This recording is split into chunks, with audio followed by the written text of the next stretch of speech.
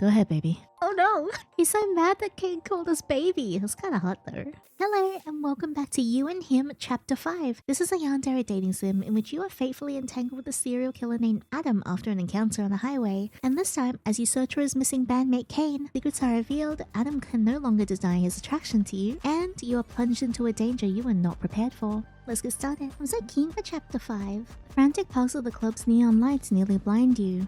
Yes, and that's right, last time we left off at the club. It's particularly the scene with Kane after he just murdered someone outside. Everything smells of smoke, and sex and booze, or decisions best made in the dark. Patrons grind against each other on the dance floor in a feverish attempt to keep up with the EDM blasting through the speakers. It's hypnotic in a way. Each person is living how they see fit, like stars burning out in the night, bright and beautiful. They're all living their lives to the fullest. Every person. Except for you. You knock back your drink, drowning it in 3 quick gulps. It's non-alcoholic, of course. I can drown something else in 3 quick gulps. Anyways, you're not here for pleasure. You're here under Saffron's command. All of your choices swallowed up by the brutal reality that your life is no longer your own. Everything was stolen from you the moment you woke up. You plant the now empty glass back on the counter with frustration. You screw your eyes shut as you rub the hollow of your throat.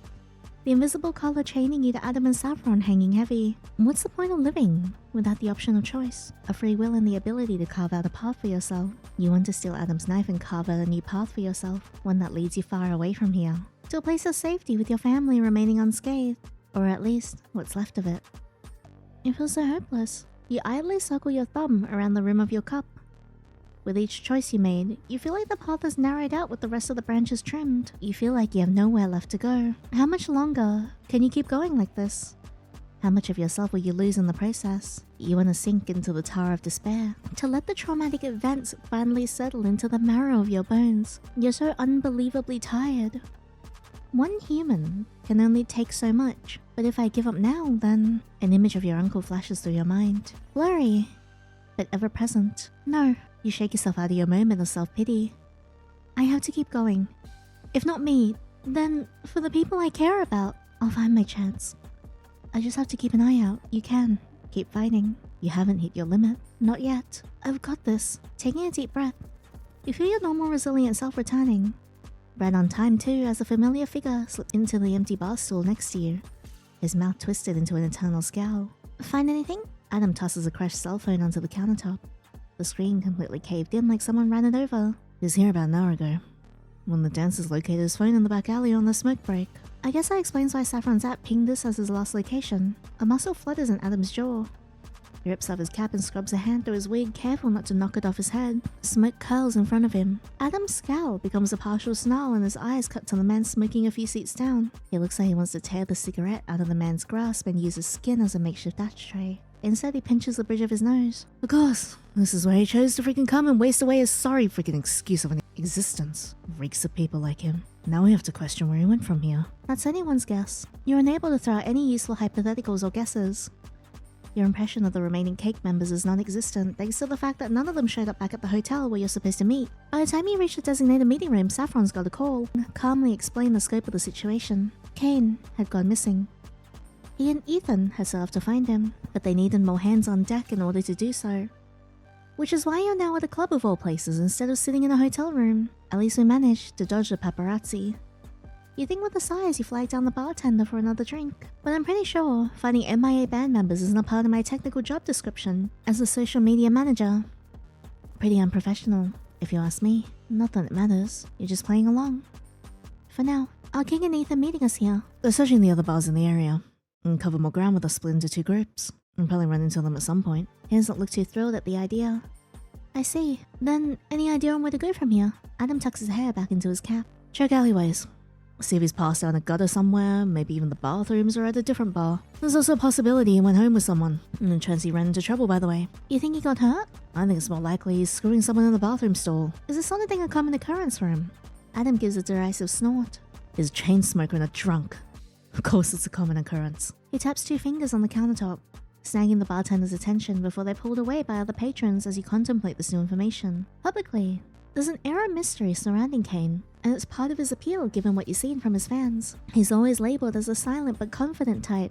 Kane is so cute, I really like him. The man who has little say, but makes one hell of an impact when he does offer up a few words. You're not surprised that he's a party boy. Kind of fits with his brand, the mysterious bad boy. Adam orders a glass of water and takes a small swig. You raise a brow. Not a fan of alcohol or cigarettes, I see. Adam pierces you with his flashing red eyes, the hand around his glass tightening as he sets down his glass. What about me would say otherwise? I can't stand either. So you drank before? Once.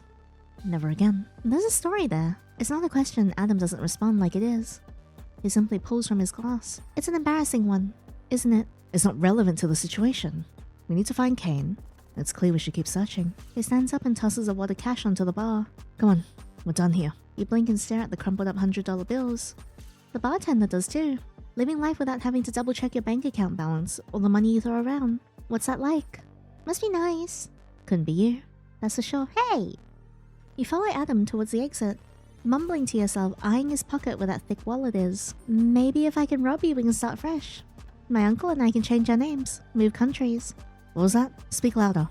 Can't hear you with all this damn noise. Just wondering how much your net worth is. I don't know. Saffron would probably have a better estimate. Why? No reason. You meet his gaze. Hey, how do you feel about getting hitched and pairing it with some life insurance? Adam's eyes shoot wide. Oh, look at the blush. The tall monster of a man stumbles over his own 2 feet. He manages to catch himself in time. When he meets your gaze again, his cheeks are flushed, stained, red like wine. So it's not just sex that causes strong reactions. Relationships are a weak spot too. Noted. What? Why are you asking me that? Because I'm genuinely curious. His lips part and he searches your gaze before a realization comes over him. The flush instantly cools and his eyes narrow. You never put me in a vulnerable enough position to kill me. Damn, he figured out you'd offer for an insurance payout. What a shame. He decided to point out the flaw in his logic rather than admitting he caught on. About the highway and the trailer, his hand clamps over your mouth and his fingers flex as his eyes flash an intimidating red. He struck another nerve. This one, deeper. Yeah, I know a lot about going deep. Raw and personal. I know a lot about going raw. Good. It's the least he deserves after all he's put you through. Those were rare instances. You never put me in that position again. You quirk a brow as if to ask if he's sure about that. He grinds his teeth before tearing his hand away from your mouth to press his palm into the small of your back. Oh! Enough. Wasting time. He presses you forward. A clear indicator that he's ended the conversation. Adam, you don't have to be so grumpy. Adam leads you outside and draws out his phone, while you wait for him to inform the others that Misty treasures.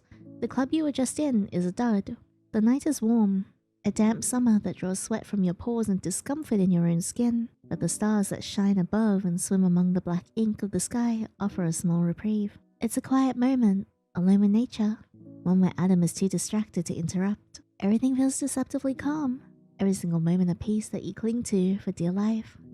You tilt your head back, close your eyes, and that's when you feel it. A slight throb at the base of your temple. Barely noticeable but there. It's not the only thing you feel. What? Something or someone is watching you. Who? You drop your head as your eyes snap open to survey the street corner you're currently occupying. Adam's the first person you check, but he's not paying attention to you.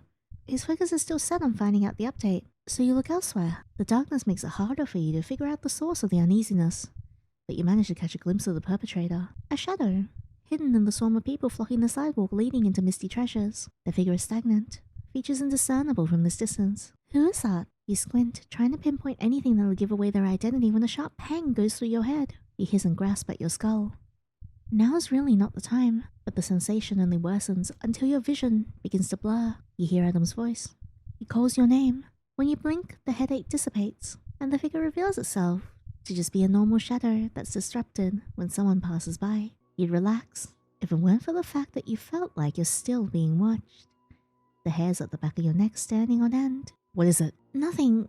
Just you furrow your brows, trying to figure out where the real threat is. Just what? Spit it out already. I can't shake the feeling that we're being watched. Adam says nothing.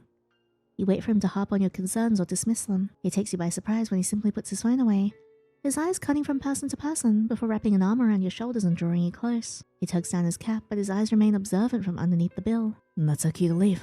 This way. Adam doesn't cut through the alleyways, only sparing them passing glances to keep an eye out for Kane. He walks under the glow of the streetlights. Every flicker of movement draws his attention. Cars, pedestrians, you name it. Nothing slips by without his notice. He tucks you closer into his side whenever someone deigns to walk past you two. His body tightens, a weapon ready to fight. Just like how I tighten whenever I see Adam. Anyways, I'm surprised you're taking me seriously. You say once he relaxes after a woman wearing headphones passes by, rocking out and barely paying them any attention. Prey tends to know when they're being watched. It's better to listen to your base instincts than brush them off. Did you seriously call me prey? Adam smirks, not even bothering to look at you. Do you feel like you're anything else when dealing with someone like me or Saffron? Yeah. Pissed. You try stomping on his boot, but to no avail as it easily dodges the movement. His smirk reverts back to a scowl. Stop screwing around. If someone really is watching us, it's best we get to a crowded area. Somewhere with plenty of eyes. The next club on our list should suit us perfectly. What? What?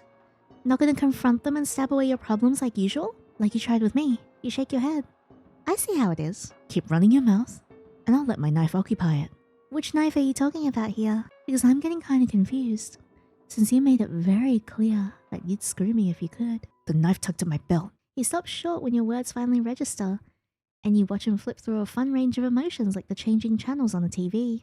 Yeah, that's what you get. Well, on an uplifting note, at least you get the chance to antagonize a repressed murderer, and he's unable to stab you because of that inner turmoil.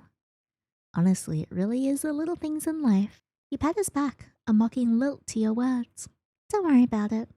We'll come back to it later after we found Kane, and you've had time to process these very confusing feelings. We're not coming back to anything.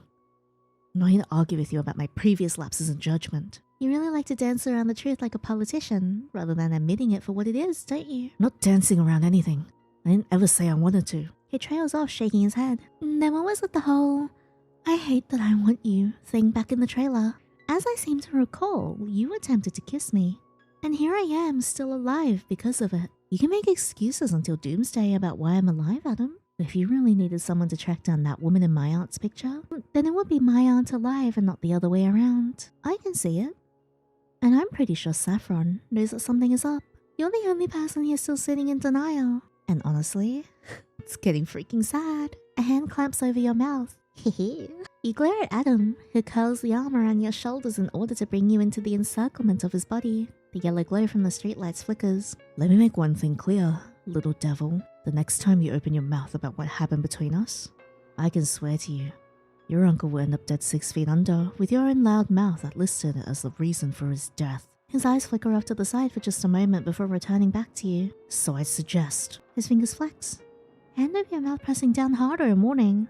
You keep these lips of yours shut. And with that, his hand drops and you're left seething. Threatening my family over me throwing barbs. You're pathetic, Adam. I'm only stating a fact, little devil. You hate him. You really hate him. It almost makes you tear up in frustration, because he's trying to strip you of everything.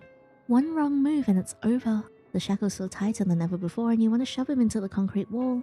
Dig your nails into his eyes. But all you can do is play your part, until you find some way to take back control of your life and your choices. When his arm wraps around you, you obediently follow to the next club on his list. Envision, trying to calm yourself down. Acting without reason will get you nowhere. Your only saving grace. You no longer feel eyes on you once you hit the more densely populated area. You're not surprised. Envision is the largest club Park Bend has to offer. There's too many witnesses around. If whoever was watching intends harm, they'll need to wait for a better opportunity. An issue you'll probably deal with in the future. For now, you and Adam bypass the number of people waiting to get into the club. The line starts at the building's entrance before stretching down the sidewalk, all the way towards the end of the block and disappearing around the bend. The bouncer takes one look at you two. He frowns. What do you think you're doing? Get back in line and wait like everyone else. Adam takes this in stride. He reaches into his back pocket, pulls out his wallet and flashes his ID. The man's eyes practically pop out of his skull. He looks from the ID to Adam, then back again, trying to discern if he's seen the real thing. Adam lifts the cap to give a better perspective. Strands of his purple hair peek out as there's a scar over his eyebrow. Please keep this between us. I'm just here looking to meet up with a friend. But the bouncer clears his throat and steps aside after unclipping the rope to let you two through. Of course, Mr. Gaudin. Right this way. A few people in line voice their complaints, but they're drowned out as soon as you step inside. The thump of the music in a narrow hallway with an escalator climbing to the second floor greets you both upon entry. You ride it up until you're dropped off on the second level. Adam steers you towards a beaded curtain, lifting the strings out of the way and ushering you to the other side. Your jaw drops. Holy, Misty Treasures was nothing in comparison to what you're bearing witness to. The floors are jam-packed with human bodies. You can practically feel the heat and sweat dripping off of them as they sway and grind to the song's fast tempo. Professional dancers dressed in ripped clothing throw their heads back as if in ecstasy as they dance on small elevated platforms. You squint, thanks to the flashing lights. Finding Kane in all of this won't be an easy task. You take a step forward to try and get a better view, only for Adam to pull you flush against his chest. Okay? You peer over your shoulder at him. You're to stay with me at all times, little devil. I don't need you wandering off and getting lost. You pitch your eyes skyward. Ah, yes, because I'll definitely get lost taking 2 whole steps away from you. Forgive me for forgetting I'm so incompetent. Whatever would I do without my dear stalker taking care of me? His lips curl into a snarl. I miss when you were freaking unconscious. And I miss having personal space, independence, and freedom. But since that's now gone, then I guess we're both gonna have to deal with our mutual disappointment. Pretty boy? I told you not to call me that. Do I look like I care? You look around the room like you're focusing for any shits that you have left to give before refocusing on Adam. Oh wait, you're gonna threaten my uncle for the millionth time because I called you something you don't approve of. I could call you so much worse, Adam. The English language has a colorful vocabulary. If you don't like pretty boy, I can find a more suitable nickname for you, free of charge. Are you done? I don't know. What do you think? I think. He cuts himself off as his eyes fixate on a spot right above your head somewhere on the 3rd floor. His lips curl into a snarl. What does that arsehole think he's doing? Oh, there he is. You turn to see what Adam's talking about. Notice a semi-familiar head of green hair standing on the 3rd floor where only the VIPs can go. The man leans against the railing. The end of a cigarette burns cherry red between his fingertips. He takes a deep drag before blowing out a puff of smoke. He's so pretty though. Look at him. Gorgeous. So hot. He takes a deep drag before blowing out a puff of smoke. Lights dance around his form, illuminating him in blues and pinks and reds and greens. But unlike everyone else, he's having the time of their life. Something in him feels like the equivalent of a black hole located at the center of a solar system. A sort of emptiness surrounded by glittering light with bags under his eyes to match. It's like he hasn't ever had a decent night's rest. Damn, it's almost like killing people weighs on your mind and subconscious. But if he's part of the Mickey Mouse murder house, the fact that it can affect him in some capacity is better than what can be said for my current company. Man, that bar is really freaking low, isn't it? It's just straight up in hell at this point. Satan's probably using it to play jump rope. You think to yourself when a hand wraps around your wrist, and suddenly you're being hauled into the crowd after Adam. Stop spacing out. Let's catch him before he screws off again. His eyes never waver from where Kane is standing as he pulls out his cell phone with his free hand. He hits the speed dial and presses the phone to his ear. He waves through the crowd with ease. We've located Kane. He's out in vision, heading in his direction right now. Tell Ethan and King to get over and keep an eye on the exits just in case he tries dodging us. Adam hangs up, not giving the person at the end of a line a chance to respond. You assume it's probably Saffron. Should we try grabbing his attention? Adam returns his phone to his pocket. He maneuvers you so that you're hip to hip. Don't bother. If he sees me, he'll do everything in his power to piss me off and make this much harder than it needs to be. And here I thought you got along so well with other people. You mean to tell me that there's someone out there who actually hates the Adam Gaudin, one of the most down-to-earth celebrities known to man? You ooze sarcasm, briefly taking your attention off of Kane to either vein ticking at the base of Adam's jaw. People like him in particular have a special way of pissing me off. He reminds me too much of... He cuts himself off and presses his lips into a firm line. Too much of... No one. You give him a cursory glance. Then remember you really don't care to hear about his backstory enough to figure out what he means. It has nothing to do with you, and knowing what he's referring to wouldn't change anything. You're still trapped. Your attention flits from Adam to Kane, and you find your gaze colliding with his. Realizing that he's been staring at you if the ash gathering at the end of his cigarette is anything to go by. His brow is furrowed, like he's trying to puzzle something together. By his expression, you'd think he'd seen you somewhere before. Then he seems to finally register Adam's presence. The confusion gives way to detachment, and he pushes away from the railing, sparing you one last glance before he disappears. Uh-oh. Crap.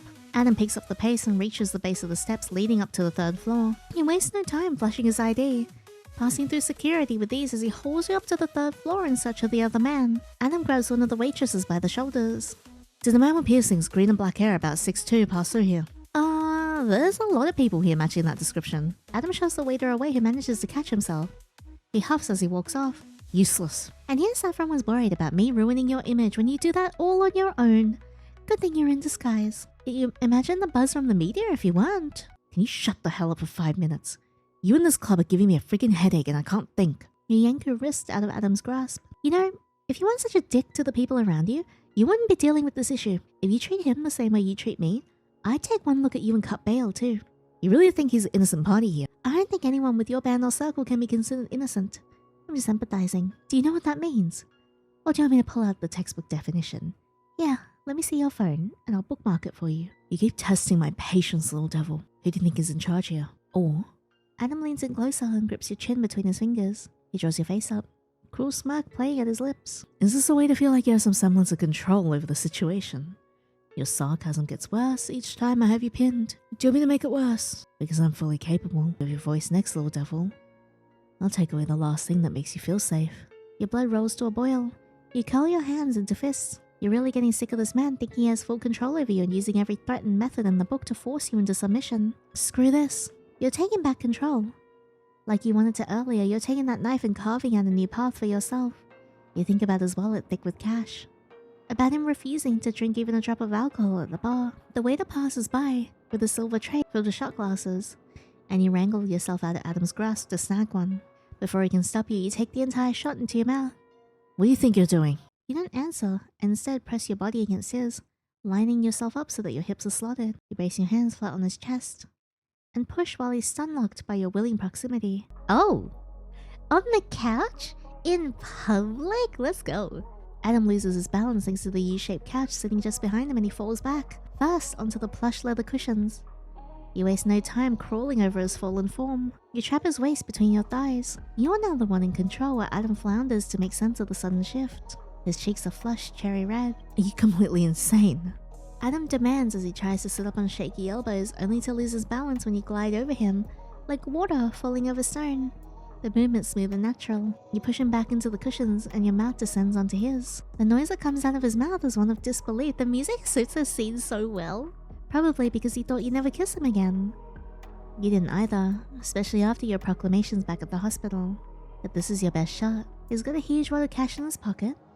Everyone's focused on Kane instead of you. And thanks to your small conversation back at the other club, you suspect Adam's probably really bad at holding his liquor. It's now or never. Adam must know you're up to something, because he tears his mouth away from yours, turning his head as he pants in an attempt to catch his breath. He side-eyes you. Heat and desire mix and poison with suspicion. He's gone through this once before.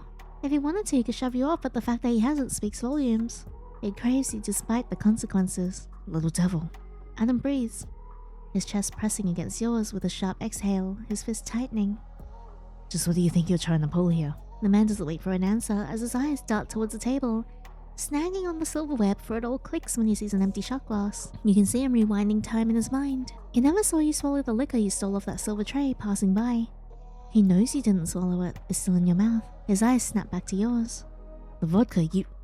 Too late. You cup his cheeks between your hands and press your mouth to his mid-sentence, letting the shot of vodka pour from your mouth and into his. You tilt his head back, trying to make him swallow it as soon as possible. It doesn't work in your favor.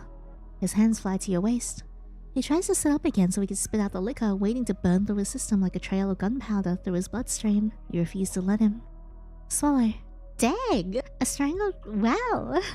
A strangled sound comes from deep within his chest. He's struggling. He's weak to your whims, to your kiss, to your body. You're so focused on getting him to swallow the alcohol that you haven't noticed a small crowd forming behind you until you hear a whistle. It seems a few people have stopped by to enjoy the show. Weirdos! Thankfully, you doubt they call security. There's a few people doing the same thing upstairs and downstairs, so this isn't uncommon. But you do wish they'd move on already. It's kind of awkward. Doing it by yourself and on camera is different from an in-person experience, and you're on mission here. Can they do me next? You hear someone ask, no doubt referring to you. This causes Adam's eyes to snap open and suddenly you're shifted into an upright position. Adam's arm wrapping around you like a steel bar. He presses your face into the nape of his neck as he snarls over your shoulder. Who the hell said that? Wow, possessive, aren't we? You didn't even hear him swallow. But what matters is that he did, and now it's only a matter of waiting. Well, thank you, random freaky bystander. I appreciate your services. You try glancing at Adam, but he's got you trapped. He's not letting you go, and his hold feels oddly possessive. Territorial even. The people behind you murmur amongst themselves. Clearly none of them want to admit guilt. You hear the retreater steps and you can feel the daggers Adam is aiming at them. His body coiled tight like a spring-loaded weapon. You probably got 10 minutes until he's properly inebriated. And what do you know? Optimal position to grab that wallet of his. You gotta reach for his pocket when his hand grips your wrist. Don't even think about it. He seethes in your ear. Do you think you've done enough tonight? You're finally able to lift your head from his neck, but his hold around your waist remains firm. You quirk a brow at him. After all the shit that you put me through, no, not at all, Adam. If my body is the only weapon I have at my disposal to use against you, you can be damn sure I'll take advantage. So all that back at the hospital was just talk. I said I wouldn't sleep with you and I meant it, but I can do something worse. You yank your hand out of his hold before using it to slip under his hoodie once more. Your eyes catch his. His eyes darken, but he doesn't stop you. You glide your hand up further, find the curved mark of his scar once again. You trace the jagged edges of the wound with the tip of your finger, never breaking eye contact as he tries to remain unaffected. But you both know he's barely holding himself together. I can bring you so close to the edge. You say, your lips grazing Adam's ear, his breath catching as you flatten your palm against the scar. And then, rip it all away from you. I'll show you exactly what hell on earth feels like, pretty boy. Like I'd freaking sit here and agree to that. Isn't that what you were doing right now? Your eyes took it down to when you're still actively sitting. You've had ample opportunity to shove me off, and we both know you're strong enough to do so. You proved just as much a second ago to tell that guy off. You flip your hand that was tracing his scar and glide it across. His breathing turns ragged as you toy with him. I'm not. He hisses as you press forward. Gonna keep denying it. Alright then, push me off then, Adam. That's all you have to do. Just do what you say you're capable of doing. And you'll prove to the both of us that you're the one in control here. That I'm wrong about why I'm still alive. That you're not truly attracted to me. Come on, pretty boy. You draw your face closer to his, your lips barely tracing his as you taunt him. Prove me wrong. There's a moment when the world feels like it goes still. Like it's just you and Adam trapped in a singular moment while everything else continues on.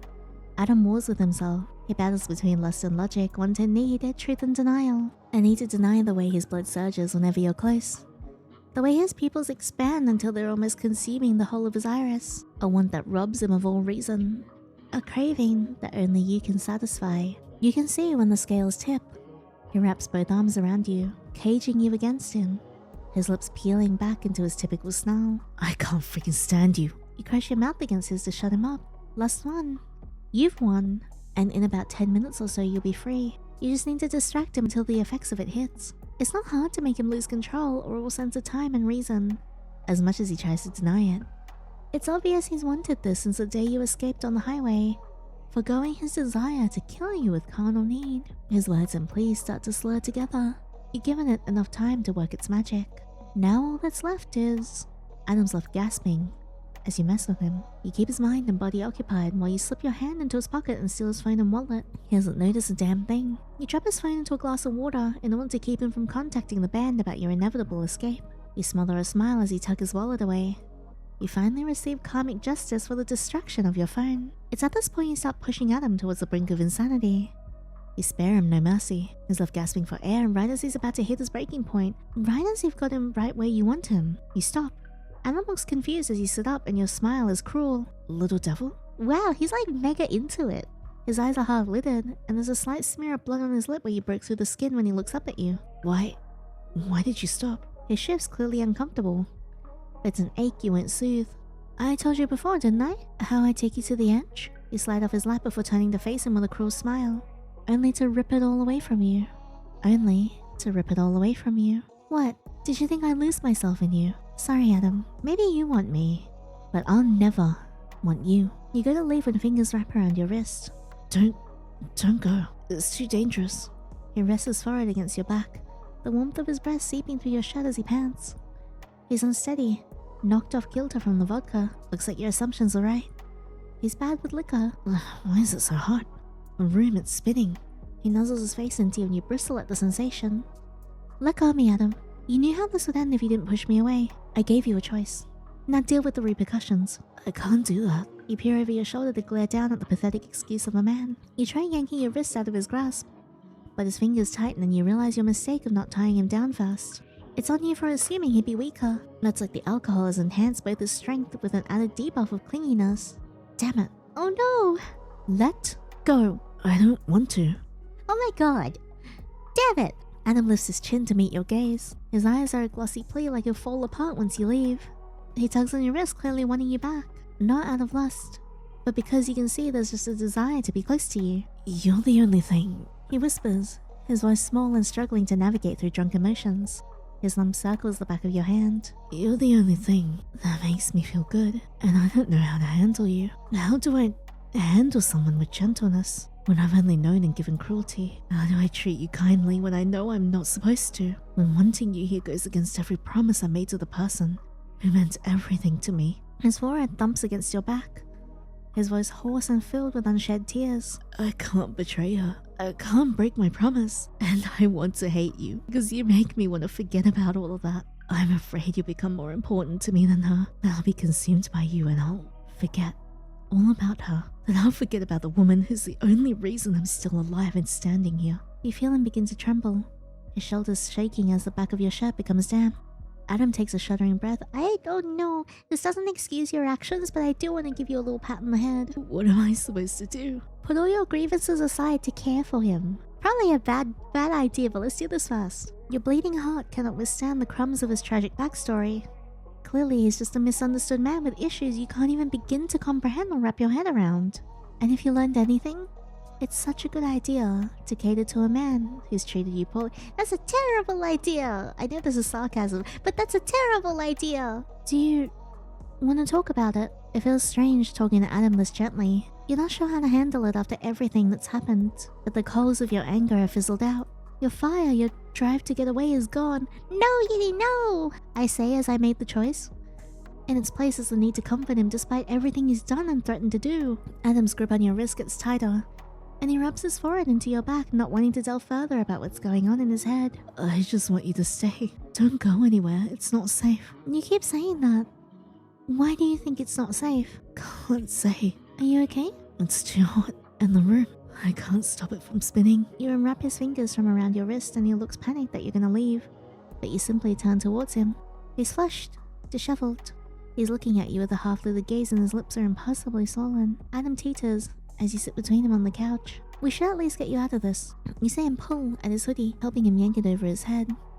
You toss it aside when he wraps you in an embrace, burying his face into the crook of your neck. So soft. His hand glides up your stomach, your ribs. His hand glides up. It's less heated, more intimate. You don't push him away. We should probably get you some water and something to dilute the alcohol at least. No, I'm fine. His body begins to relax and sounds like he's starting to fall asleep. Just don't leave. Stay with me. Adam mumbles into your skin. Don't go anywhere. I won't, you promise. At least not until he falls asleep. It doesn't take long for him to pass out. His soft breath warming your skin. His chest rises and falls even and steady. You're at a loss for what to do now. You can't really make up your mind, so you disentangle yourself from Adam and lower him against the couch cushions. Looking down at him sleeping like this makes him seem so innocent. What happened to him that caused him to be like this? You want to know, to find out, and doing so may be the means that you should stick around. Insane as that sounds, you decide to at least head to the bathrooms to wash your face off. Then you can grab him a glass of water and something to eat to absorb the effects of the drink from the bar afterwards. The bathrooms are surprisingly empty. An odd state of things, but you'll take it. You head to the mirror and stand in front of the sink. Your own lips are swollen like Adam's and your clothes are in a disarray. You tug aside the collar of your shirt. At least there's nothing for you to hide. You can't say the same for him though. You made sure to lay your claim. I can't betray her. I can't break my promise. The way he said it made him sound so torn up. You wonder who she is as you turn on the faucet and cup cool water between your palms before washing it over your face. You don't spot the man coming up behind you. You don't see his dark intent or the blunt weapon he's holding. What the hell? What did I do? And when you lift your head, it's too late to duck, as the man brings his weapon down in full swing, causing your head to crack against the mirror. And then again when you hit the sink. You collapse to the glass-covered ground with your eyes staring open at the bathroom ceiling, unseeing, unblinking. You're now dead.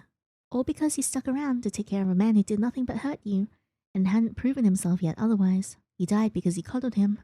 You died because you put aside your own priorities for him. You died because you were gonna let Adam get away with lack of accountability. Hell! Alright, well, we're back to here. You feel a twinge of empathy, but it doesn't negate what he's done. You can feel empathetic while still holding him accountable. Those feelings can and do coexist. This is definitely true for you. But that doesn't mean you're not angry, that you don't hate him. It just means you can acknowledge pain when you see it, while knowing you have every damn right to feel the way that you do. So despite your empathy, you refuse to show him any sympathy. Are you done? Adam doesn't respond. You have had a humorless laugh, shaking your head. I can't believe this. What? Am I supposed to feel sympathy here? After everything you've done up to this point? Hurting me, stalking me, killing my aunt, threatening me, blackmailing me. You expect me to what? Stick around because you've got some hidden tragic backstory or whatever. This isn't a piece of fiction, Adam. You've treated me like shit. You've done horrible things to me. Excuse me if I can't be bothered to scrape away any remaining fucks I have left to give off the ground for you. I don't care to hear what happened to you or understand what you're rambling on about. We all have baggage of our own. And you sure as hell didn't bother to ask about mine when you tore apart my life. Now you want me to humanize you. Please. Learn to humanize everyone else and stop killing innocent people, then maybe we can talk. I don't kill the innocent. You can't help it. The denial is so appalling that you bark out a harsh laugh. So what? You're saying I deserve this. Fine, let's go with that. Then what about my uncle? A man who has nothing to do with any of this. A man you don't even know personally. What about him? You finally manage to jerk out of his grasp with a piss off Adam. Adam stumbles, barely catching himself from falling as he stalks forward. Wait, You spare him one last glance as he presses a palm to his forehead, no doubt feeling the room spin. I hope we never meet again. You say quietly before letting yourself get swallowed up into the fold of bodies. Dang, this is getting kinda sad. Him. Wait, which him? Why is it glitching?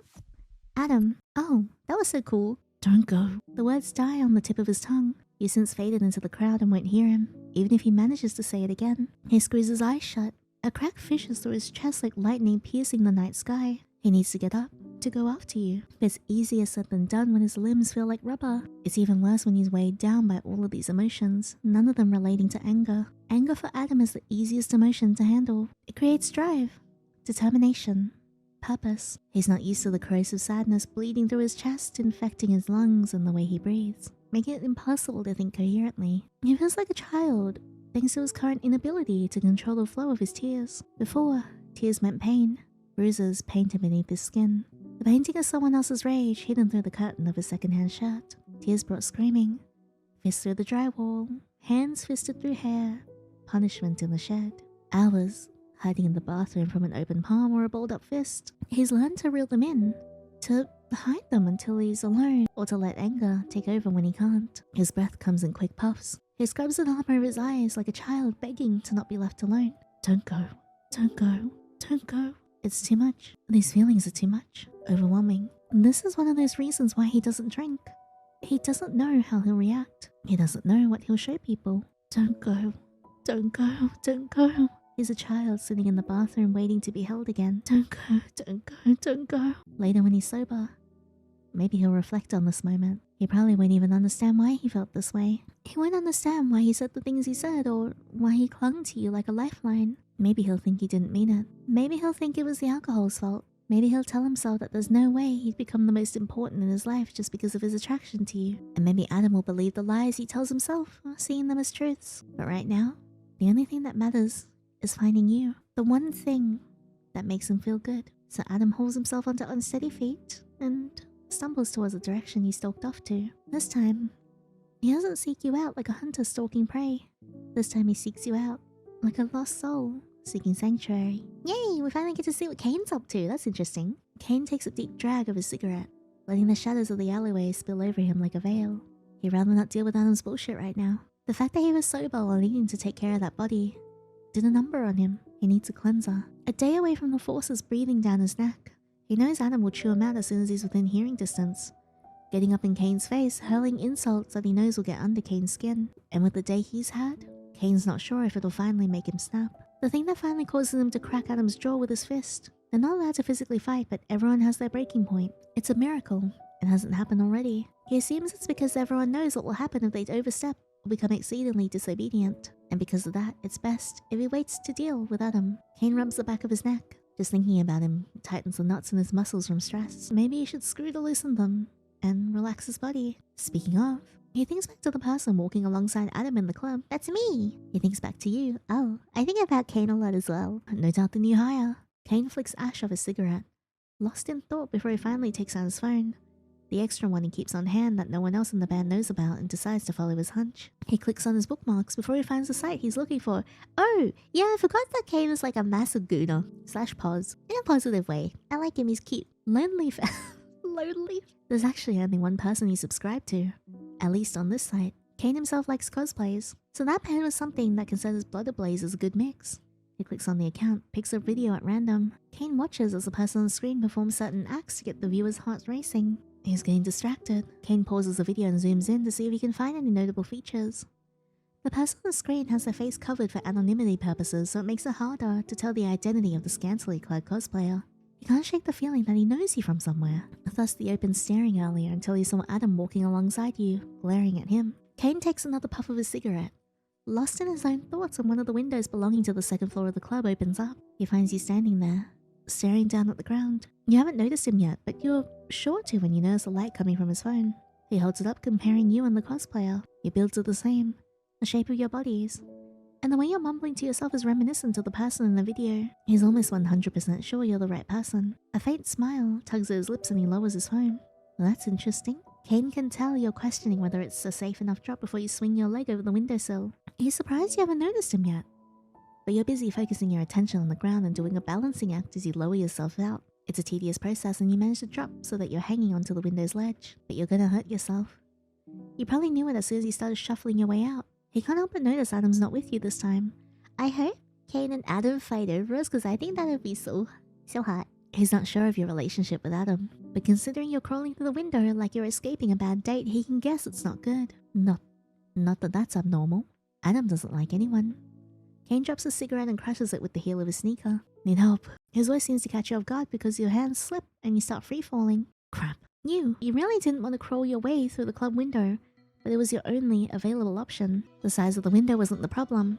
It was actually a pretty decent size, easy enough for anyone of any shape or size to finagle their way through. The problem was the drop. You're bracing yourself for the fall when a deep voice, one that sent reverberations ping-ponging through the pit of your stomach, floated through the alleyway.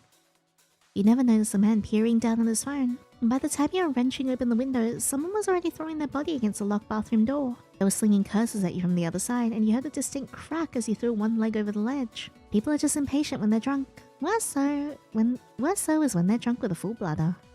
You didn't want to deal with a possible confrontation over locking down an entire bathroom with multiple stalls. You didn't want to wind up beaten like the door. So you hauled ass over the windowsill and didn't check your surroundings like you should have. Need help? The shock of hearing someone's voice caused your fingers to loosen. You lose your grip, and now you're free-falling, not at all braced for landing on concrete. You screw your eyes shut and there's a slap of sneakers against the pavement before you're caught midair. You're back hitting something solid that isn't the cold hard ground. Whatever you just got caught by grunts. You blink. Concrete doesn't grunt. This sounds and feels like a person. You explore the area behind you using your hands to confirm and are met with a solid lower torso. You look up just to be sure and yep, it's a person. Worse yet, it's a person you've been trying to avoid. Kane, in the flesh and now presenting a huge problem. Is the huge problem his wimwam? I bet it's huge, alright. Kane raises an amused brow, his eyes dipping to where your hand still rests on his lower abdomen, before sliding back up to meet your gaze. His lips tug up at the corner. Careful where you touch me, baby. I don't want to accidentally mistake this as an invitation. It's an invitation. It's an invitation stamped and signed by me with your name on it. You're cute. You make a face and draw your hand away. Did he seriously just call you baby? What's with every single band member that I met so far giving me nicknames? First little devil, and now baby. What next? Toaster strudel? Ookums Snookums pumpkin poo? Bagel bites? Those are all disgusting. I would like to be referred to only by the nickname, the Lord and Master of the Universe. Saffron probably also has a nickname lined up for you that he just hasn't gotten to call you yet. Probably either something like lamb chop or medium rare. The idea makes you shudder. Kane must feel it. You okay? I'd be a lot better if you weren't one of the people I was actively trying to avoid. You were so close to freedom too. Now you don't know if you'll ever see the light of day again. Either he's gonna kill you or drop you at Adam or Saffron's feet before rubbing his hands clean. I wasted an entire kiss on Adam for this. You want those 20 minutes back. You want a refund. No, maybe I can still salvage this. You debate on the possibility of wiggling free and kicking him in the shin before making a break for it. Kane's expression returns to the state of mild amusement. I'm afraid you're not doing a very good job of it. Oh really? I couldn't tell. I thought I was doing a pretty good job and oh crap, what's that? You point over Kane's shoulder. He doesn't even have the decency to even look. You sigh and fold your arms over your chest. Worth a shot. You can tell his amusement is growing by the second. Glad someone's getting a kick out of this. Unfortunately for you, Ethan's made me immune to tricks like that. Can I ask why you're avoiding us? I'm pretty sure it's obvious. You saw who I was with earlier and now he's missing. He gives a thoughtful tilt of his head. You gave Adam the slip and are assuming I'll tell him where you're at because we work together. I'm on the right track. See? You figured it out. How'd you manage it? Why would I tell you something like that? Am I to use the same tactic again later? Though you doubted Adam would let you get away a third time via a smidge tactic. Kane chuckles and it's like the thump of a bass. Fair enough. To your surprise, Kane sets you down on your feet before taking a step back. You turn to face him. What? Are you gonna see if I'll follow you willingly first or something? Kane pulls out a cigarette and lights it. There's a few cigarette butts littered around his ratty Converse sneakers. I know a thing or two about avoiding Adam. I know even more about running away when you're in a situation you don't want to be in. I know what's happened between you two, but... He gives a small smile and pointedly turns his back on you and leans against the alleyway wall. Smoke billows upward towards the night sky. What I do know is, I never saw anyone passing through here fitting your description.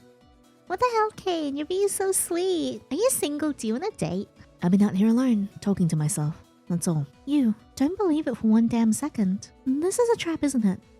As soon as I turn my back on you, as soon as I start to feel anything close to resembling hope, you're gonna pull the rug out from underneath me. I know how Saffron and Adam work. Is this where you get your sick kicks? If you're really worried, check my pockets. I don't have any weapons on me. He takes a deep drag of his cigarette, unbothered by the venom in your voice. You don't move. You're shaking. Adrenaline pumps through your veins and you're wondering if you can outrun him. You take a step backwards, then two. You never tear your eyes away from Kane. Not gonna check. And stay safe out there, baby. On three, you spin your heel and bolt towards the end of the alley. You wait for the gotcha moment. For a bullet to pierce your shoulder or for his body slamming against yours as he catches up and pins you down. It's something you can see Adam doing. The thrill of the hunt. But he doesn't, and you're almost to the end of the alley. Hope actually beginning to bloom in your chest. You steal one last glance at Kane, and that's when you feel a sharp stabbing pain in your head. It's similar to what you felt earlier, and you're left gasping for air. The headache causing auditory hallucinations that sound like static. It's almost like it's sending off warning signals. Me when I utilize my spidey sense. You hear the whoosh in front of you. Kane finally turns to look at you. His eyes widen. The cigarette falling from his parted lips. And crack! A blunt force hits the back of your head. You crumple to the ground in a heap as the world falls out from under you. What the hell? It can't be Adam because I think Adam is still drunk? Oh, it's King's perspective. King sits while idling in the car in front of Envision. The club Adam managed to track down Kane at. He's listening to heavy metal music to calm his nerves. He's exhausted after running around. A moment of peace will do him some good. He's relaxing his tense shoulders when something hits the driver's side before falling to the ground in a heap. King rolls down his window. He doesn't want to accidentally hit whatever it is, if it's alive. He'd rather not hurt anyone by accident. King peeks out of his window and finds Adam leaning against the car door. He's practically motionless. Adam? Adam doesn't answer. King grows more concerned. Did something happen? Is he hurt? He doesn't see any visible wounds, but there's no telling if they're hidden somewhere beneath his shirt. Oh, he's still crying. He tries again, his voice still gentle but with a slight increase in volume. Adam shakes his head, much to King's relief. Adam scrubs an arm over his eye, drops his arm, pauses, then scrubs his eye a little harder this time before peering up at King. To King's surprise, Adam's eyes are red and there are tear tracks on his cheeks. He looks pained, tortured. King's never seen Adam cry. None of the band members have. It sends King into high alert. Whatever happened to him must have been really bad. Adam, what happened? Adam swallows hard and he's starting to fall apart again. Help me find them. No matter where I looked, I couldn't find them. Adam curls in on himself, his forearm resting on his knee as he lets out what sounds like a choked sob. Help me find them, King. I don't know what will happen to them if I don't. I don't want them to die, King. His voice goes softer, barely a whisper. I don't want them to die. That's very flattering, Adam. Then maybe you should stop threatening me. What just happened? There's agonizing pain in the base of your skull, and your ears are ringing. There's genuine concern and fear in Kane's eyes as he pushes himself off the wall. Kane takes a step in your direction when your assailant steps over your fallen form and approaches him. What the hell, man? You're hot though, but what the hell, man? I don't want you anymore because you bunked to me. Your assailant is followed by two more men, both of which are decently armed like your assailant. You don't recognize any of them. But by the way Kane backs up, as if he was physically just struck, it's a safe bet that he does. Waves of pain slice through your head as you roll onto your stomach. You struggle to push yourself upright, watching your assailant approach Kane with confidence in his stride. Mess him up, Kane! Get him! Grab it and twist it! His voice is a sneer. You really gave us the runaround. Surprised you managed to stay under the radar for so long, considering all that fame of yours. I'll admit, it's pretty impressive. Unfortunately for you, your two friends managed to lead us right to you. Two friends. You try to figure out what he's talking about, then it clicks. The unease you felt while waiting outside the other club. The sense that someone was out there watching you two, observing you from the shadows. They were the reason behind it. These three men, who exactly are they? And how did they assume you'd lead them to Kane? No. The answer to that is obvious. Adam and Kane worked together. If they wanted to track him down, it would be easy enough if they followed someone who knew him personally. And since they saw you associating with Adam, they probably figured out it wasn't a far stretch that you might also know. By some twisted luck of the draw, accidentally find Kane, and it meant that they did too. Were they following you around the club this whole time? How's that even possible? You swore they left you alone as soon as you entered the club. When could have they had a chance to creep up on you? How did it get past both you and Adam? You get your answer when you hear a vaguely familiar voice enter the fold. He hasn't joined in with the others who have circled Kane. Instead, who the hell is this nerd? Instead, he kneels down next to you, and you see vibrant blue eyes and a wide smile that makes your skin crawl. You don't recognize him, but your body recognizes the danger he poses. And we got a free shade of boot. You too. The fourth man says, directing this part to you. Sure got busy on that couch. I'm honest enough to admit I felt a tad bit jealous, but your boyfriend is on a whole other level. Oh boy. He shivers and shakes his head. Talk about a scary bastard. Can they do me next? An ice-cold chill sweeps through you. His voice, he's the guy from earlier. The observer that riled up Adam. That's how they managed to creep up on us. They started tailing us when we were distracted. The man's unsettling smile grows wider, pleased that you finally placed him. A shame he's not here to protect you now. Then again, you did get him drunk, so that's a lack of foresight on your end. Alias, enough chatting. We should still move this along before we draw attention. Drag him over. You got it. The blue-eyed man, Alias, grabs you by the back of your collar, and you grunt as he pulls you deeper into the alleyway. He dusts his hands off once he's brought you within range of the group. Man, what did I do? Why'd you ruin my escape attempt? I'm not Kane. I have nothing to do with him. He plants his boot on your back to keep you pinned. I guess it's only fair we give you a show after the one you put on earlier. Now just sit back and enjoy, okay? Fun part's about to begin. Reese pays Alias and his antics no mind as he slips on a set of brass knuckles, threading his fingers through the holes before flexing them. He admires his beloved weapon like one would jewelry. Closer. Two men flanking Reese surge forward and Kane struggles to fight them off. With 2 against 1, it doesn't take long for them to subdue him, wrenching his arms behind his back before they force him to kneel at Reese's feet. Kane's eyes flicker to you, then back up to Reese. At least let them go. They've got no ties to me. I didn't even know them. If that's the case, you should be more concerned with what I'm gonna do with you over a stranger. I'll deal with them later. But you... Reese pulls his arm back, followed by a sickening crunch as Kane's head snaps to the side. Reese's brass-covered knuckles colliding with his jaw. Damn it! Reese examines his blood-stained knuckles, licks Kane's blood off his skin. You are my priority. You played God today. Orion is dead because of you. And you have the audacity to leave my brother's corpse to rot inside of a dumpster. Oh no, Kane! I know you killed someone, but why did it have to be someone affiliated with this person? He seems dangerous. Did it feel good? Did it feel good? Knowing we'd find him? Did you think I wouldn't hunt you down? Kane says nothing, his head still off to the side. Scarlet drips down his chin, his neck disappears under the collar of his shirt. Only the rise and fall of his chest gives away the fact that he's still alive.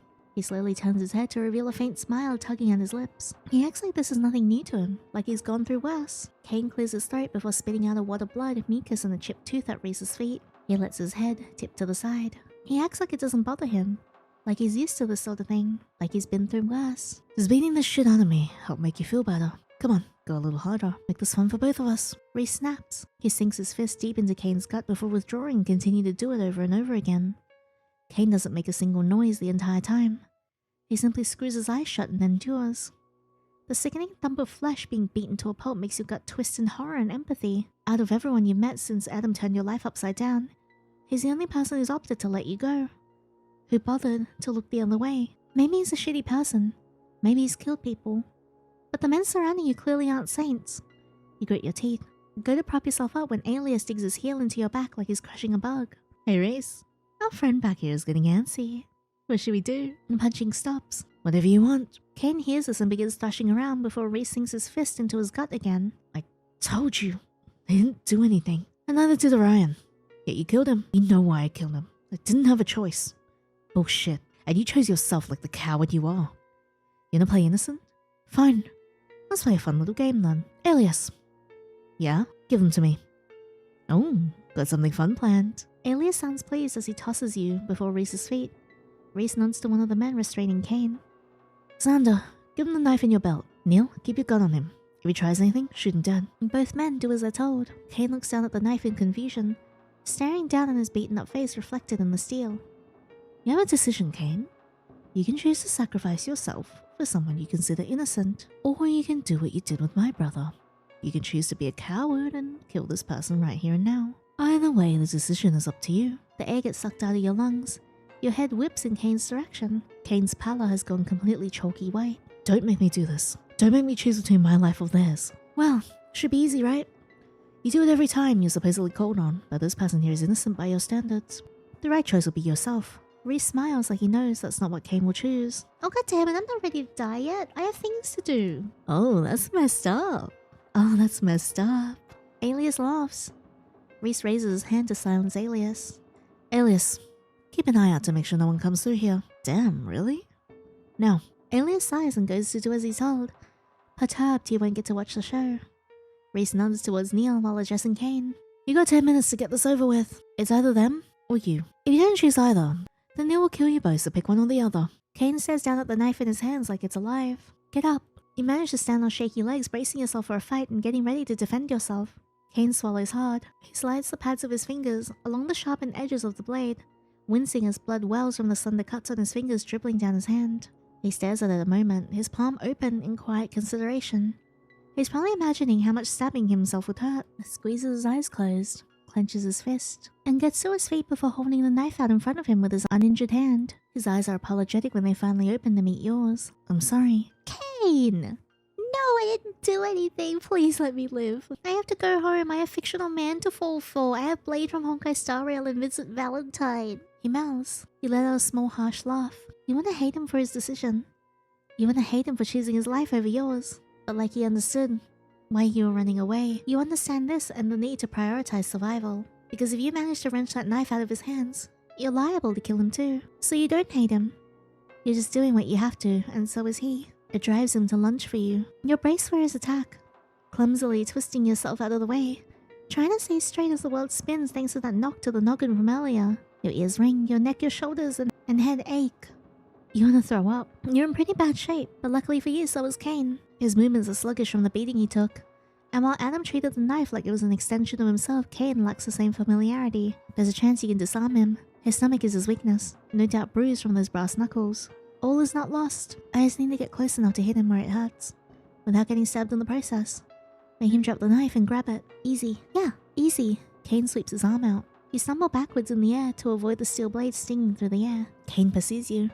He swings out again, fully extending his arm. You're ready for it. Now, ducking underneath his arm, you surge forward, hand already balled into a fist as you bring it up and take aim. Kane cries out as you land a hit. He stumbles back and wraps an arm around his abdomen, blood from his injured hand staining the side of his shirt. He's breathing hard, his shoulders heaving up and down. To your dismay, he's still wielding the knife. Kane's expression hardens and his grip on the hilt tightens. You've done it now. You know from experience what a man looks like when he wants to kill you. And this man definitely wants to kill you. Kane descends on you with the rage and fear of an animal backed into a corner. The flurry of slashes from his knife becoming wild and unpredictable. By some miracle, you keep dodging them. All of his attacks narrowly miss, and you keep backing up until you hit a brick wall. You grunt and slant to the side as he brings the blade down. Steel hits the open air. You duck under Kane's arm, but his leg darts out and you stumble, your body twisting before your shoulder slams into the concrete. You don't have time to get up when Kane kneels over your fallen form, forcing it onto your back. Kane brings the blade down in a downward swing. You catch him by the wrist, trembling and struggling to hold him off.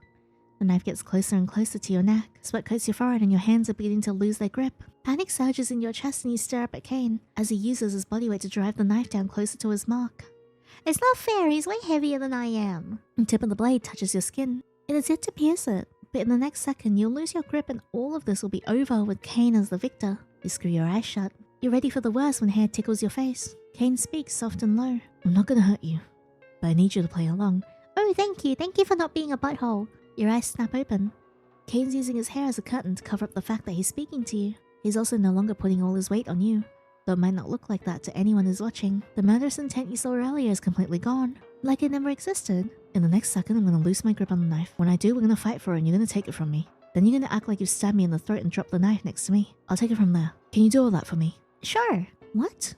What's he saying? You stare at him in disbelief. This is a trick, right? But you remember how he swung with the knife. How he got so close to slicing your skin open numerous times, yet missing by just a narrow margin. He's been going easy on you on purpose. You're not sure how to handle this revelation. Someone not trying to kill you is uncharted territory. You're shell-shocked. Kane appears amused despite the circumstances. Hi, Gilbert. I'm Noogle. It's a yes or no, baby. Your response is instant. As you mouth, yes. Kane's lips tug at the corners before he grunts as he rears back, holding his ear like he bit it. The knife skitters on the concrete and both of you gun for it, your hand reaching the hilt first, as planned, before you're shoving Kane off of you, lashing the knife out. Kane dodges and you keep up the swings as if you're still locked in a battle of survival. And technically you are, just not with Kane. You manage to pin Kane to the ground and hold the knife over him, breathing hard before letting out an agonizing cry and driving the knife down, stopping just shy of his neck. Right on cue, Kane makes a low sound in his throat like he's choking on his own blood. He brings up his hand, the one he uses to test the sharpness of the blade earlier, and holds his neck, pressing down like he's trying to keep from bleeding out. And then he goes still, his neck smeared with crimson. You let the shock settle on your face. They'll perceive it as you being stunned. You just killed someone. But what you're taken aback is by the fact that he must have planned this straight from the beginning when he sliced his fingers. The question is, will the plan he came up with on the fly work? You're a bit doubtful. As soon as they get close enough, they'll realize the truth, that you got nothing, so you'll go with it. You breathe deep and get up off of him, letting the knife drop from your fingers until it clatters to the ground, right within his reach. You, come here. Neil, go check the body and retrieve the knife. You hesitate before walking towards Reese, hoping that whatever Kane has planned works. You pause before Reese. You're not gonna let me go, are you? Reese smiles. It doesn't reach his eyes. Yo, you suck! What do you think? That you're a bad movie villain cliche and should do better. You! Reese is interrupted when a gunshot rings out, and you turn around to see Neil slumped over Kane's body, as Xander fires more gunshots at Kane. None of the bullets hit Kane and uses Neil as a meat shield. He must have gotten the gun off Neil, probably after he managed to use the knife on him. Kane aims at Xander, managing to clip his shooting arm despite his unsteady aim. Reese's hand goes to his hip, where he reveals the holster. Alias, get your ass over here now. I would, but we got trouble. Reese whips his head just in time to see Alias backing away from the opening of the hallway, making little hops as headlights flood the area. Alias turns tail as the car almost comes bearing down on him. Alias dives, just short of where you and Reese stand as the car comes to a screeching halt. Unable to squeeze any further into the alleyway, you spot a blonde guy in the driver's seat. A brown-haired guy grins from ear to ear on the passenger side. Holding Out for a Hero by Bonnie Tyler blasts through the car's surround sound. God damn it! This is King's fault, isn't it? The identity of those two men are unmistakable. Ethan and King have arrived on the scene. They both get out of the car at the same time and Ethan cups a hand near his mouth. Alright, who called for an Uber? Whoa! A shot rings out and Ethan yelps, ducking to the side. The bullet bursts through the windshield, shattering the glass. The shards litter the dashboard. Ethan looks down at the ruined windshield before looking over at the roof of the car at King. Do you think this will buff out? Reese cocks his gun and draws the two men's attention. That was a warning shot. He aims the gun at your head, but the next one won't be. Hey! I didn't do anything! Neither will this one. Kane comes up from behind while holding his shoulder. Xander's body lay motionless on the ground. In the midst of all the chaos, Kane must have gotten a better shot and wound up as the victor. Drop the gun. You touch that trigger. I'll take both me and your little friend here out. Alias aims his gun, swiveling it between Ethan and King. Kane's grip on the gun tightens and no one dares to move. Aside from Alias, who's keeping an eye on King and Ethan, no one's really paying you any mind. They considered the threats. You're just a hostage here. You speculate whether Adam has anything in his wallet that can help you, other than money you could fling at them, because making it rain on them will totally help the situation. You're not sure what he's got in there. Keeping an eye on Reese, you inch your hand away to where you stowed Adam's wallet. Closer. Your fingers barely brush the leather when Reese draws the gun deeper into your skull. He wrenches your arm behind your back. Don't even think about it. You wince and then notice something out of the corner of your eye. Purple hair captures your attention. At this angle, the only one who can see Adam visibly enough is you. Oh no, Reese is in so much trouble. He's hungered behind the tailgate of the car, his body crouched and his head peering over his shoulder with his eyes pointed towards you. When did he get here?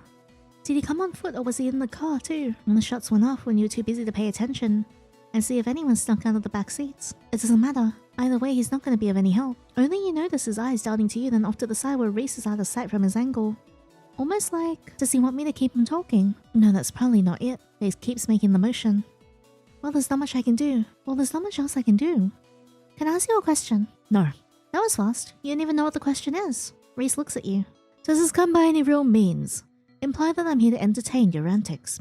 I mean, we're all standing here not moving and in a stalemate. You say as Adam slips forward, still crouching as you blather on trying to keep Reese's attention on you. What's the harm in hearing me out? Because I'd rather not hear you talk at all. I think you'll be very interested in where I'm going with this. Reese touches your gaze for a moment and you hold it. What is it? I'm mostly just speculating. That you probably know a decent amount of weapons, right? You and your friends have been carrying them on your person after all. Yes, so what's the one called? The one that's got a handle and got like steel poking out of it? What's that called again? Reese wrinkled his brow, confused where you're going with this before his eyes widen and his head whips in the direction of the car. Right as the knife embeds itself into the center of his floor. Whoa! Adam! Good going, but jeez. Alias whips his head towards Reese, shouts, then starts shooting wildly.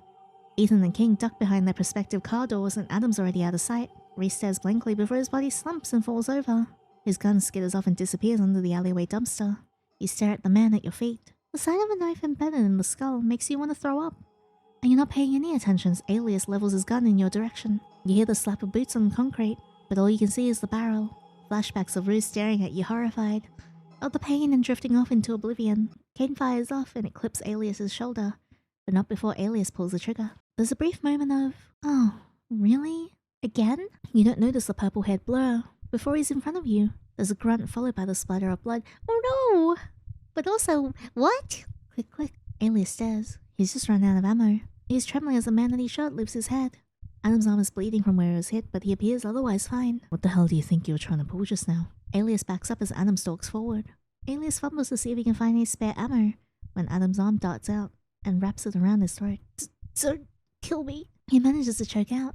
Adam pauses and cocks his head in a predatory way. You practically feel when it clicks because his fingers tighten around Alias's throat. Oh, I recognize you. You're the one that made that disgusting comment towards Little Devil earlier. King and Ethan exchange a mutual look of confusion. They have no idea who or what Adam is talking about. Kane shows no outside reaction. Adam withdraws a knife from practically out of thin air, like some goddamn magician, and gives the knife an expert flip with his injured arm. Is he even human? You distantly wonder. Fast or slow? What? Adam sinks the knife into his gut, and Alias claws at Adam's arms. The knife twists ever so slowly and cruelly. You look away, your stomach churning. That could have been you if you hadn't escaped Adam on the highway. The unmistakable tearing of flesh and screams cut off by a gurgle are forever ingrained in your ears as you hear the sound of someone hitting the ground. You don't dare to open your eyes until a large shadow casts over you. Little Devil. Oh, he's so pretty. You peek up at him, this monster of a man, and prepare yourself for the worst. Maybe he won't kill you, but he threatened your uncle's life if you ever go down the line. You wait for the inevitable cruelty of his words, the sneer on his lips, the condescending attitude of a man who's never once reflected back on his horrible actions. What? You demand when he keeps staring at you.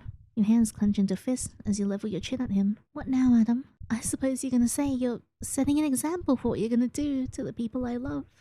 Is that it? Is that it? Don't let him get to you. Chin up, chest puffed, like Jay used to say. Are you hurt anywhere? Oh, that's so cute. No, I'm not. I'm perfectly fine. You want a kiss? King's eyes shoot wide. Ethan's jaw drops. You're pretty sure you're sharing a mutual expression of shock. You wait for the punchline, but Adam's simply waiting for you to answer. You blurt the words before you can stop them.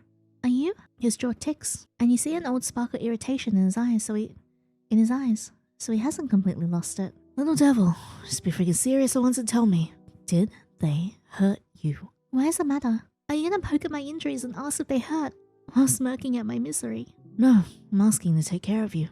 Of your injuries, I mean. His brows furrow and his eyes flicker off to the side, like he's unsure of himself or what he's saying. Ethan swivels his head to look at his stage whispers. Did we give him a concussion by accident when we hit the brakes? Do you think he'll start saying please and thank you if we try it one more time? Oh, piss off, Ethan. He doesn't bother looking at his bandmate, too busy waiting for your response. Your fists clench. Is he being serious right now? You didn't understand the sudden tonal shift. Maybe the alcohol's still in his system. He does still look flushed and a bit disheveled, but you couldn't care less. Not after everything he's done to you. Not after all the threats, the violence, the death of your own family members. Nothing he does will make up for what he's done. Not that he cares to. You don't believe this man is capable of anything like that. I don't want you to touch me. I don't want you to take care of me. What I want from you? You step forward and jab at his chest. What I want from you is to get the hell out of my life and leave me alone. I never want to have to hear from you again. I never want to speak to you again. Do you understand? Or do I have to repeat myself? I can't do that, little devil. Even if I wanted to. And why not? Give me one good reason why you can't. Adam dips his head and scrubs a hand down his face. His voice is barely above a whisper. How do people do this? What? Not gonna explain it to me. Are you gonna keep your secrets as usual? Tell me the same thing to me that you did back at the hotel. Adam's lips press into a tight line before he looks up. His gaze searches yours, until he's wavering before going back on his BS again. And being honest for once in his murder spree of a life, he comes to a decision. His voice is quiet like a sinner preparing to open up a confessional booth. It's because I'm not the original person who wanted you dead, little devil. Oh, he's finally told us? Like, we knew that he was set on us as a hit because of that mysterious person who texted him, like, way back in chapter 1, I believe. But, like, now he's finally told us. I was sent to kill you. Your veins turn to ice. Even Kane appears stunned now, staring at Adam like he can't believe what he's hearing. And you suddenly remember the exchange between Reese and Kane from earlier, when Reese brought Kane to his knees and punched him square in the gut. You look to Kane. Kane? Kane swallows before nodding. He tucks the gun he stole in the waistband of his jeans. Go ahead, baby. Oh no! Adam is so mad! He's so mad that Kane called us baby. It's kinda hot though. At the nickname, you feel Adam bristle, and if looks could kill, Kane would be dead on the ground like Alias. You ignore Adam. Didn't you say you didn't have a choice when you were talking to Reese about killing his brother. Cain's eyes flicker from you to Adam before returning back to you again. Yes. Did someone order you to kill him? Yes. Poor Cain. I mean, genuinely poor everyone. They've done horrible things, but something is really wrong. You finally bring your attention back to Adam, who reluctantly stops glaring at Cain to meet your gaze. Were you ordered by the same person? It's Adam who answers this time. Yes. Who? We were. Who is it? Who is this bitch? God.